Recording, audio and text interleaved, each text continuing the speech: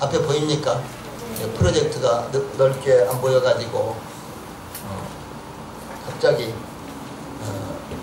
우리 성도들한테 조그맣게 보이게 이렇게 해드렸는데, 앞에 보시고 한번 같이 읽어봅시다. 시작. 안식일마다 바울이 회당에서 강론하고 유대인과 헬라인을 권면하니라. 실라와 디모데가 마게도냐로부터 내려오매 바울이 하나님 말씀에 붙잡혀 유대인들에게 예수는 그리스도라 밝히 증언하니, 그들이 대적하여 비방하거늘 바울이 옷을 달면서 이르되 너희 피가 너희 머리로 돌아갈 것이요 나는 깨끗하니라. 이후에는 이방인에게로 가리라 하고 거기서 옮겨 하나님을 경외하는 디도 유스도라 하는 사람의 집에 들어가니 그 집은 회당 옆이라. 또 회당장 그리스도가 온 집안과 더불어 주를 믿으며 수많은 고린도 사람도 듣고 믿어 세례를 받더라. 밤에 주께서 환상 가운데 바울에게 말씀하시되 두려워하지 말며 침묵하지 말고 말하라. 내가 너와 함께 있음에 어떤 사람도 너를 대적하여 괴롭게 할 자가 없을 것이니 이는 이 성중에 내 백성이 많으리라 하시더라. 1년 6개월을 머물며 그들 가운데서 하나님 말씀을 가르치니라. 아멘. 오늘은 사도행전 18장 4절로 11절 말씀을 통해서 이 성중에 내 백성이 많으니라, 이런 주제로 말씀을 나누도록 하겠습니다. 사도 바울이 제2차 전도여행 중에서 유럽의 첫 성인 이 빌립보에서 복음을 전하다가 빌립보 감옥에 갇히게 되었고, 또 데살로니가로 가서 복음을 전하다가 유대인들의 괴악한 무리를 선동하여 누명을 씌워 복음을 전하는 것을 막았습니다. 이 사도 바울 일행이 그 다음에 베레아에 도착하여 복음을 전파할 때도 데살로니가에 있는 유대인들이 베레아까지 원정을 와서 무리들을 움직여 소동을 일으켜 복음을 전하지 못하게 하자 이 사도 바울은 철학과 우상의 도시 아덴에 도착하여 복음을 전파하기 시작했습니다. 그러나 철학과 우상의 도시인 이 아덴은 누가 무슨 새로운 말을 하는지에만 관심을 갖고 있었고, 심지어 이 아덴 사람들은 알지 못하는 신에게 라는 단까지 만들어서 경배할 정도로 이 종교심이 많았습니다. 이 사도 바울은 심혈을 기울여 복음을 증거했지만, 이 사도 바울이 전파한 복음을 그들이 좋아하는 다양한 철학 중에 하나, 혹은 또 수많은 사람들이 전하는 종교 가운데 하나 정도로 여겨서 받아들이지 않았습니다. 그 결과 복음의 역사가 나타나지 않았습니다. 우리는 이 말씀을 통해서 사도 바울이 고린도에서 어떻게 복음을 전했는가, 이 말씀을 통해서 하나님께서 우리들에게 주시는 교훈이 무엇인가를 살펴보고자 합니다. 제일 먼저 사도 바울이 고린도에서 이 복음 전파에 대해서 어떤 자세를 가졌는가, 이런 부분입니다. 이 사도 바울이 아덴을 떠나 고린도에 도착했을 때 생계비와 이 전도단의 필요를 채우기 위해서 이 천막 만드는 공장에서 일을 하게 되었습니다. 사도 바울이 천막 만드는 공장에 취직을 해서 일을 하게 되었다고요? 예, 그렇습니다. 고린도에 도착해서 뿐만 아니라 그는 데살로니가에서도 이런 일을 했는데 그 부분은 구체적으로 성경에 나와 있지는 않습니다. 그런데 이 공장 주인이 그리스도인인 브리스가와 아굴라 부부였습니다. 브리스가와 아굴라 부부는 로마의 클라우디우스죠. 클라우디오 이 황제의 나사렛 칙령, 즉 로마에 살고 있는 모든 유대인들을 로마에서 추방하는 이와 같은 명령에 따라서 로마를 떠나서 고린도에 이주해서 천막을 만드는 공장을 운영하고 있었던 사람들입니다. 이 사도 바울이 보석과 같은 이 동역자 부부를 만나서 안식일마다 회당에서 유대인들과 헬라인들에게 복음을 전파했습니다. 그 후에 빌립보와 데살로니가에 남아있었던 이 실라와 디모데가 고린도에 도착해서 바울과 합류하자 사도 바울은 하나님의 말씀을 붙잡혀 유대인들에게 예수님이 그리스도라는 것을 전심으로 전파하게 되었습니다. 이스라엘 백성들이 BC 586년 이 바빌론의 멸망을 당하고 포로가 되어서 이제 바빌론에 끌려가서 바빌론 여러 곳에 이렇게 흩어져서 살도록 조처가 취해졌습니다. 이 아수르라든가 바빌론이라든가 로마라든가 이와 같은 이 고대의 국가들은 어떤 나라를 침략해서 정복하면은 그곳에 있는 사람들을 포로로 끌고 와서 모든 지방에다 이렇게 분산을 시켰습니다. 그래야지만 다시는 그곳에서 나라를 세우지 못하도록 하는 이와 같은 조처였습니다. 이스라엘도 동일하게 바벨론에 BC 586년에 멸망당했을 때 바벨론 모든 지역에 끌려가서 모든 지역에 흩어져서 다시는 나라를 세울 수 없는 이와 같은 상황이 됐습니다. 그런데 유대인들은 소수만 모여도 그곳에다가 회당을 건축하고 회당을 중심으로 그들이 안식일마다 하나님의 말씀을 읽고 또 암송하고 그리고 하나님의 말씀을 강론하는 이와 같은 예배를 드렸습니다. 예, 그래서 이제 이 회당에서는 안식일에 이 랍비가 있어서, 랍비는 율법 선생입니다. 랍비가 있어서 하나님의 말씀을 가르쳤는데 이 사도 바울도 랍비였기 때문에 사도 바울도 어떤 회당이든지 가면은 사도 바울이 그곳에서 하나님의 말씀을 전할 때는 이와 같은 자격이 주어졌습니다. 그래서 이제 고린도에 도착한 이 사도 바울이 이 회당을 찾아서 유대인의 회당을 찾아서 유대인의 회당에서 안식일에는 이제 회당에 모여든 유대인들에게 복음을 전하고 그리고 이제 평일날은 또 시간을 내서 헬라인들에게 다시 말해서 그 고린도 사람들에게 복음을 전하는 이와 같은 일을 했습니다. 그런데 이제 여기 말씀에 기록된 대로 하나님의 말씀에 붙잡혀 사도 바울이 복음을 전했다. 이 말씀은 안식일에 회당에서만 복음을 전하던 것을 평일에도 영혼들을 찾아다니며 복음을 전하는 일에 전심전력했다는 것을 의미합니다. 이 사도 바울이 스스로 비용을 충당하기 위해서 천막 만드는 공장에서 일을 하는 것을 그만두고 이 복음을 전하는 일에 전심전력할 수 있었던 것은 필리포와 데살로니가 교회가 이 실라와 디모데를 통해서 보내준 선교비 때문이었습니다. 예, 그래서 필리포 교회가 보낸 선교비는 이 사도 바울이 더 이상 이 생계 유지와 선교비 마련을 위해서 이제 직접적으로 일을 하지 않아도 되었고 오직 복음을 전하는 일에만 몰두할 수 있는 이와 같은 기회가 되었습니다. 그러므로 필리포 교회가 보내준 선교비는 고린도에서 복음을 전하는데 아주 시기적절한 이와 같은 것이었습니다. 사도 바울은 어떤 상황에 있든지 복음을 전했습니다. 이 선교병이 부족할 때는 일을 하면서 일대에서 복음을 전했습니다. 그 결과 평생 동역자인 브리스가와 아굴라라는 이와 같은 부부도 만날 수가 있었습니다. 또한 직접 복음을 전하지 못한 마게도냐 교회들은 이 선교비를 보내서 사도 바울의 전도에 동역할 수가 있었습니다.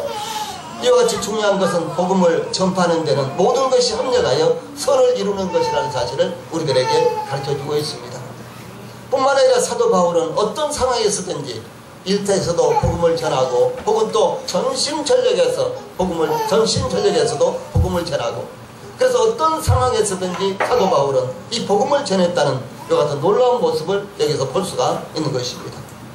그러므로 사랑하는 우리 성도들이 환경 탓 혹은 또 형편 탓 이런 거 다시지 말고 이제 사도 바울을 본받아서 우리가 어떤 환경에 있든지 간에 우리는 복음을 전하는 것이 이 땅에 우리를 남겨두신 하나님의 이 목적이라는 사실을 우리 모든 성도들이 기억을 하시기를 바랍니다. 두 번째 이제 사도 바울이 이 고린도에서 복음 전파를 중단하려고 한 적이 있었습니다. 그때 하나님께서 어떻게 사도 바울을 인도하셨는가 이런 말씀입니다. 이 사도 바울의 말씀에 붙잡혀 유대인들에게 예수는 그리스도라 이 밝히 이렇게 증언을 했는데 유대인들은 받아들이지 않고 오히려 사도 바울을 극심하게 대적을 했습니다. 마게도냐 전도를 시작하면서 필리포에서는 회당이 없었기 때문에 유대인들의 이 반발이 없었지만 데살로니가와 베레와 이런 지역에서는 다시 말해서 유대인들의 회당이 있는 곳에서는 고린도에서와 같이 어디서든지 유대인들이 극심하게 복음을 방해하고 대적을 했습니다. 그러므로 사도 바울은 그곳을 털면서 너희 피가 너희 머리로 돌아갈 것이요 나는 깨끗하니 이후에는 이방인에게로 가리라 이렇게 말하면서 유대인들에게는 다시는 유대인들에게 복음을 전하지 않겠다고 이렇게 결심을 했습니다. 사실 사도 바울은 이방인의 사도로 부름을 받았습니다. 네, 그러나 사도 바울의 마음은 그의 형제인 유대인들에게 복음을 증거하고자 하는 마음을 잠시도 그의 마음 가운데서 사라지지 않았습니다. 유대인들을 구원하기 위한 일이라면 사도 바울은 하나님께 버림을 받을 수도 있다고 생각을 했습니다. 그는 유대인들을 향한 복음의 열정을 버리지 않았고 유대인들을 위해서 목숨을 다 바쳐서 영원한 세계까지도 담보로 하더라도 나는 유대인들에게 복음을 전하겠다라고 하는 이와 같은 마음을 갖고 있었습니다. 그러므로 사랑하는 우리 성도들도 하나님께서 우리 성도들을 향한 하나님의 뜻이 무엇인가를 늘 기억하고 기도하고 또 복음을 전해야 됩니다. 그것은 바로 사랑하는 우리 성도들의 가족들에게 복음을 전하는 것입니다. 혹시 구원받지 못한 부모님들이 계십니까? 혹시 형제들이 있습니까? 혹시 가까운 친구가 하나님을 알지 못하고 있습니까? 그렇다면 사랑하는 우리 성도들이 이와 같은 분들을 위해서 늘 기도하고 또 늘 복음을 전하도록 해야만 되는 것입니다. 여리고성에 라합이라는 이와 같은 사람이 있었습니다. 이 여자는 기생이었는데 이스라엘의 정탐꾼들을 숨겨주고 보호해 주었던 그 대가로 이제 이스라엘이 여리고성을 점령할 때 이제 그를 살려주기로 이렇게 이제 조건을 이제 세웠습니다. 그런데 이제 라합은 그를 구원해 줄 것을 요청했는데 그런데 그 자신만이 아니라 그의 아비집까지 구원해 달라고 이렇게 요청을 합니다. 여호수아서 2장 12절 말씀 우리 같이 읽어봅시다. 시작. 그러므로 청하노니 내가 너희를 선대하였은즉 너희도 내 아버지의 집을 선대하여 나의 부모와 남편 형제와 무릇 그들에게 있는 모든 자를 살려줘 우리 생명을 죽는 데서 건져내기로 이제 여호와께로 노아로 맹세하고 내게 진실한 표를 내라 이렇게 요청합니다. 이 라합은 이제 자기가 이 이스라엘 정탐꾼 2명을 이제 살려줬기 때문에 숨겨줬기 때문에 나를 구원해달라 이렇게만 요구한 것이 아니라 나의 아비집까지도 이제 구원해주라. 이스라엘 백성들이 여리고성을 점령했을 때 나뿐만 아니라 나의 아비집도 모두 다 살려주라 이렇게 조건을 제시했고요. 그리고 그 조건대로 이제 나중에 이스라엘 백성들이 여리고성을 함락시켰을 때 라합은 그의 가족들과 함께 모두 다 이제 구원을 받았던 그와 같은 역사가 나타납니다. 뿐만 아니라 사도 바울은 이제 빌립보 간수에게 빌립보 간수 그 자신뿐만 아니라 그의 가족들도 구원받게 될 것이라고 약속했습니다. 우리가 잘 알고 있는 말씀 사도행전 16장 31절에 주 예수를 믿으라 그리하면 너와 내 집이 구원을 얻으리라 이렇게 말씀하셨습니다. 예, 하나님께서는 우리가 주 예수님을 마음에 믿으면 주 예수님을 믿음으로 말미암아 우리가 구원받으면 하나님께서 우리 가족들도 구원해 주시겠다고 이렇게 약속하셨습니다. 그러나 이것은 가만히 있어도 되는 것은 아닙니다. 우리가 가족들을 위해서 기도하고 우리가 가족들을 사랑하고 또 뿐만 아니라 가족들에게 복음을 전할 때 이루어질 수 있는 이와 같은 일입니다. 이 사도 바울은 회당에 따라 하나님을 경외하는 디도 유스도라는 이 사람의 집에 거주하였는데 그 집은 회당 바로 옆이었습니다. 또한 유대인들이 복음을 전하지 못하도록 이렇게 반대하고 방해하는 가운데서도 회당장 그리스도가 온 집안으로 더불어 예수님을 믿었습니다. 또 뿐만 아니라 이 일이 기회가 되어서 수많은 고린도 사람들도 복음을 듣고 믿어서 세례를 받았습니다. 많은 동역자도 여기서 얻었습니다. 그러므로 사도 바울은 이제 유대인들을 떠나서 이방인들을 위해서 복음을 증거하려고 이렇게 생각했습니다. 그것이 하나님의 인도하심이라고 생각했습니다. 그러나 이 사람의 계획은 하나님의 뜻과 때때로 일치하지 않는다는 것을 우리들에게 보여주는 중요한 사건이 되었습니다. 사도 바울의 제2차 전도여행 초반에 일어났던 일이었습니다. 사도 바울이 아시아에서 복음을 증거할 때 구원받은 놀라운 역사가 일어났습니다. 여러 교회가 믿음이 더 굳어지고 그 수가 날마다 더해졌습니다. 전도자들에게 있어서 구원의 역사가 일어나고 교회가 시작되는 것은 더 큰 보람이 없는 이와 같은 중요한 일이었습니다. 그런데 성령님께서 아시아에서 복음을 전하지 못하게 막았습니다. 사도 바울 일행 전도단은 복음의 놀라운 역사가 일어나는데 성령님께서 그것을 막으시자 방황할 수밖에 없었습니다. 그들은 북쪽으로 갔다가 동쪽으로 갔다가 또 서쪽으로 갔다가 그리고 결국은 드로아라는 항구로 갔습니다. 드로아는 아시아에서 가장 서쪽 해변에 이 성읍으로서 터키 서쪽 에게해에 위치한 항구 도시입니다. 그래서 이 드로아에서 바로 건너편 이 바다 바로 건너편이 바로 그리스, 그러니까 유럽이 되는 것입니다. 때때로 이와 같이 하나님께서는 이 잘되는 일도 중단하게 하실 때가 있습니다. 때때로 아무 문제가 없어도 문제가 일어나게 하실 경우가 있습니다. 이 사무엘을 낳은 한나는 하나님을 의지하고 살았던 믿음의 여인이었는데 아들을 낳지 못했습니다. 그의 대적자 분인나는 아들을 쑥쑥 낳았는데 이 한나는 전혀 자식을 낳지 못했습니다. 또 뿐만 아니라 아기 예수님을 안을 수 있었던 안나라는 여인은 하나님을 신실하게 섬기는 여선지자였는데도 불구하고 그는 거의 전생애를 과부로서 살았습니다. 그러므로 때때로 이유를 알 수 없는 일이 일어나기도 하고 또 일이 지체되기도 할지라도 그리스도 안에 있는 믿음과 수고가 결코 헛되지 않는다는 사실을 믿으시기 바랍니다.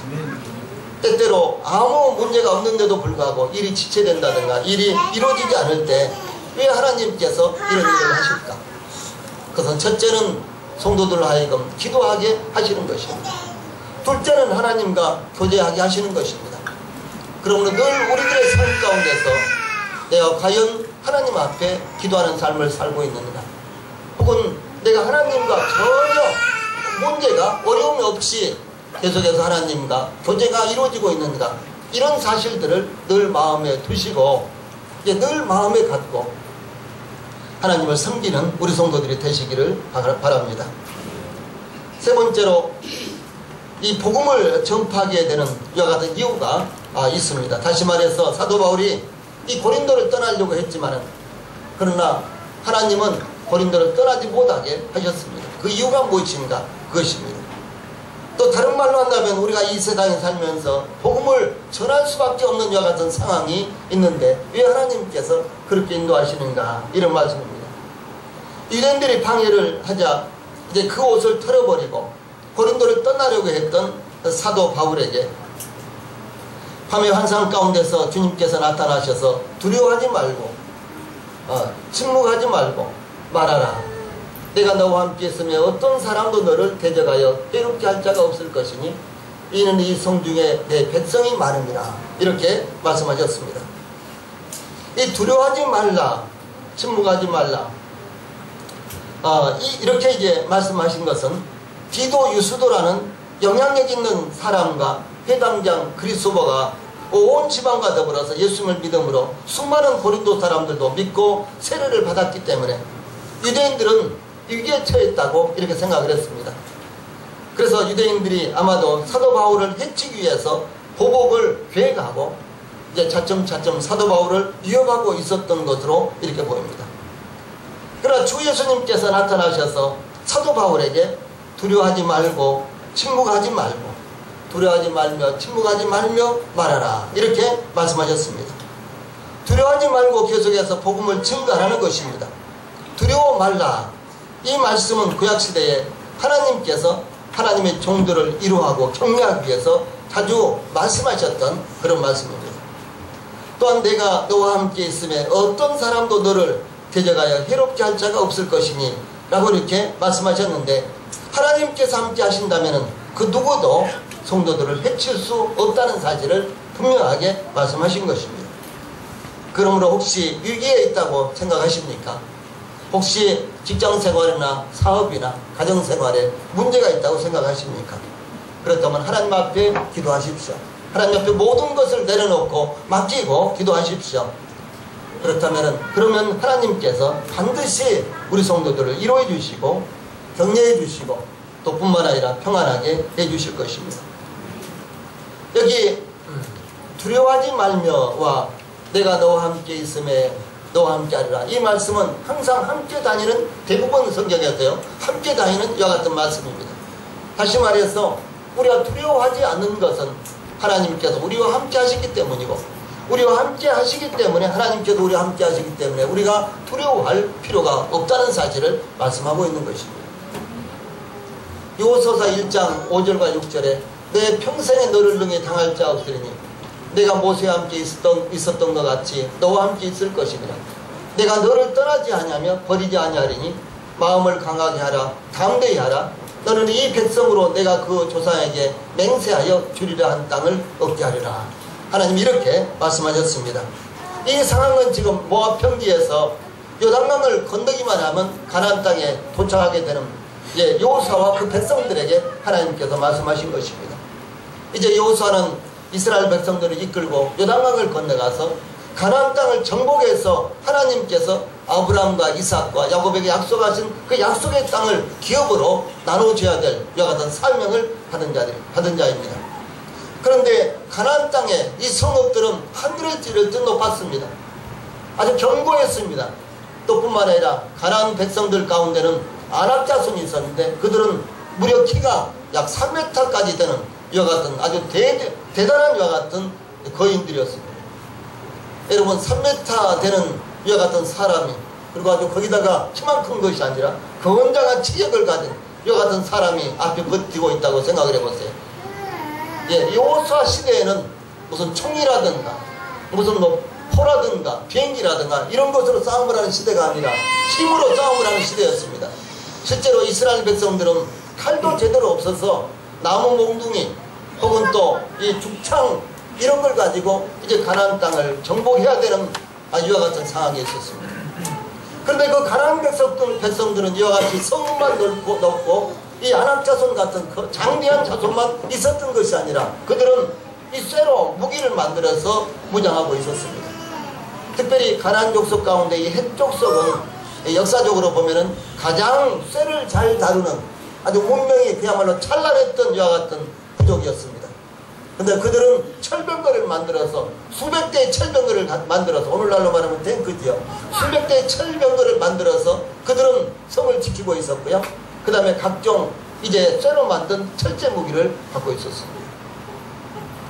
우리가 6.25 이제 얼마 남지 않았습니다만은 6.25 때 남한은 몇 대의 탱크가 있을 뿐이었습니다. 그래서 북한은 그 소련제 이 탱크로 이제 수없이 소련으로부터 탱크를 도입해가지고 그들은 탱크로 무장을 하고 있었습니다. 그 탱크가 새벽에 이렇게 이제 38선을 이제 넘어서 밀고 내려올 때 우리나라는 어떻게 할 수가 없었어요. 소총으로 이 탱크를 막을 수 있는 것이 아닙니다. 수류탄으로 이 탱크를 막을 수 있는 것이 아니었습니다. 이와 마찬가지로 여호수아가 이스라엘 백성들을 이끌고 요단강을 건너서 이제 가나안 전쟁을 치러야 되는데 그 가나안 족속에겐 철병거가 있었고 또 뿐만 아니라 철제로 만든 각종의 무기가 있었다는 사실입니다. 그들의 성읍은 하늘을 찌를 듯 높았고 또 뿐만 아니라 가나안 족속들 가운데는 아낙 자손이 있어서 이제 거의 키가 2m 50이나 3m 정도 되는 이와 같은 자손들이 살고 있었습니다. 그래서 이스라엘 백성들이 그 땅을 정탐하고 그리고 그 아낙 자손을 보고 나서 우리는 그들에 비해서는 우리가 볼 때도 메뚜기처럼 우리는 정말로 아무것도 아니다 이렇게 생각을 했습니다. 그래서 그 족속들을 물리치고 이제 하나님께서 약속하신 약속의 땅을 기업으로 이제 분배를 해야 되는데 그때 하나님께서 여호수아에게 이렇게 말씀하십니다. 너의 평생에 너를 능히 당할 자 없으리니 내가 모세와 함께 있던 것 같이 너와 함께 있을 것입니다. 사랑하는 우리 성도들이 이 말씀을 이 시간 받으시기 바랍니다. 같이 읽겠습니다. 시작. 너의 평생에 너를 능히 당할 자 없으리니 내가 모세와 함께 있던 것 같이 너와 함께 있을 것입니다. 내가 너를 떠나지 아니하며 버리지 아니하리니 마음을 강하게 하라, 담대히 하라. 너는 이 백성으로 내가 그 조상에게 맹세하여 주리라 한 땅을 얻게 하리라.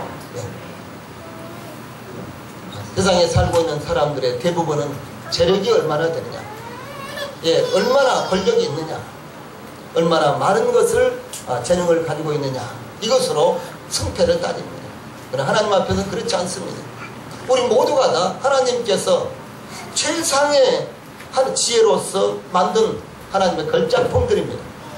예, 우리 성도들 각자 예를 들어서 뭐 아주 다양한 기능이 있는 성도나 아니면 그렇지 못한 성도나 많은 것을 가지고 있는 성도나 그렇지 못한 성도나 하나님께서 최상의 지혜를 사용하셔서 이 세상에서 우리가 하나님을 믿고 섬기면서 살아가기에 아주 적절한 이와 같은 이제 모습으로 하나님께서 지으셨습니다.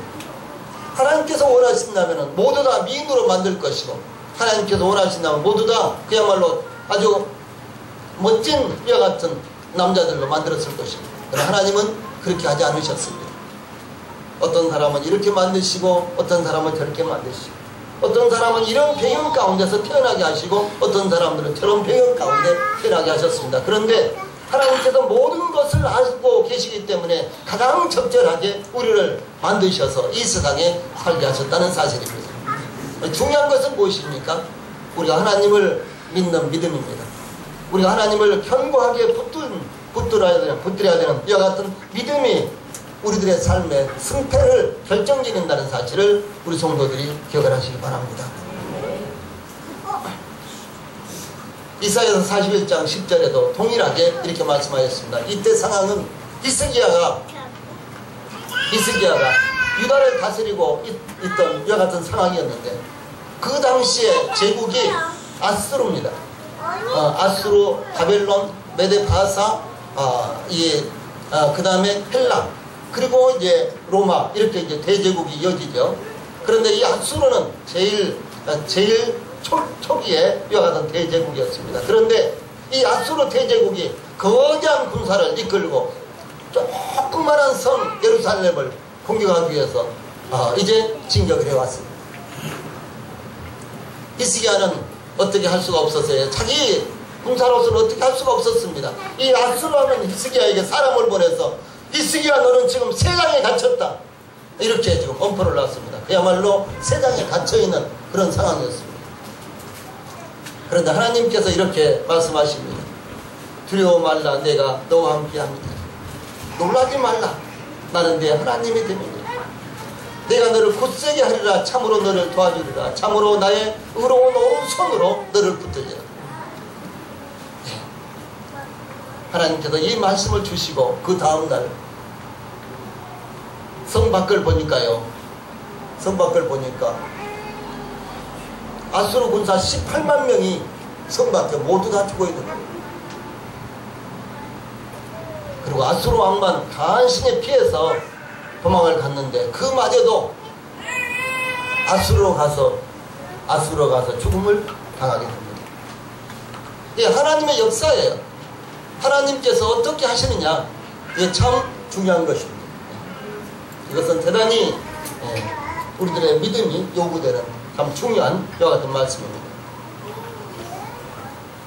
자, 아래 말씀 같이 한번 읽어봅시다. 시작.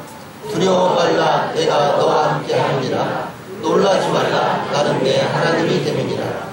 내가 너를 굳세게 하리라. 참으로 너를 도와주리라. 참으로 나의 의로운 오른손으로 너를 붙들리라.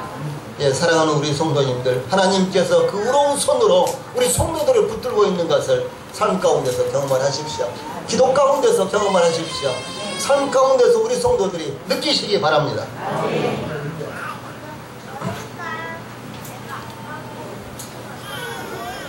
하나님께서 주 예수님께서 사도 바울에게 나타나셨습니다. 이 성중에 내 백성이 많음이라 이렇게 말씀하셨습니다. 이 성중에 내 백성이 많음이라. 이것은 참으로 놀라운 이와 같은 말씀이었습니다. 이 사도 바울이 고린도에서 더 이상 복음을 전하지 않고 고린도를 떠나려고 할 때 하나님 주 예수님께서 사도 바울에게 나타나셔서 이 성중에 내 백성이 많다. 그래서 복음을 전해야 된다 라고 이렇게 말씀하십니다. 우리는 지하철 카페나 노천 카페 전도를 나가서 기도하기를 하나님 오늘도 하나님께서 예비하신 영혼을 만나게 해주십시오. 갈급한 마음을 가진 사람들, 영적 갈급함을 이제 가지고 있는 이와 같은 사람들을 하나님 저희들이 만나게 해주십시오. 하나님께서 예비하신 사람을 만나게 해주십시오. 이렇게 기도합니다. 그런데 이제 하나님께서, 주 예수님께서 사도 바울에게 나타나셔서 이 성에 내 백성이 많다 이렇게 말씀하십니다. 사도 바울은 지금 옷에 묻은 먼지를 털어버리고 그것은 이제 이 성과 나는 아무런 관계도 없다. 나는 이 성에 살고 있는 사람들에 대해서 나는 하등의 책임도 없다. 이제 이런 의미입니다. 그리고 이제 돌아서려고 하는데 하나님 주 예수님께서 사도 바울에게 나타나셔서 이 성 중에는 내 백성이 많다라고 이렇게 말씀을 하십니다. 그런데 이 성에는 사도 바울을 해치려고 하는 그런 음모가 시작되고 있었습니다. 어떻게 해야 될까요? 그냥 마음 먹은 대로 고린도 떠나서 다른 데로 갈까요? 아니면 고린도에 남아서 복음을 전할까요? 네.